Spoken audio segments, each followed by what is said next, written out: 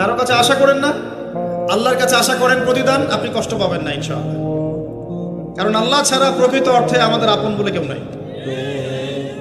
শুধুমাত্র আল্লাহই আপনার আপন, বাকিরা আপনার প্রয়োজন। মানুষ মানুষকে ভালোবাসতে পারে না, মানুষ মানুষের অবস্থানকে ভালোবাসে। এটা আপনারা হারে হারে ফিল করবেন যত দিন যাবে দেখবেন। এটা আখিরুজ জামান, শেষ জামানা চলছে।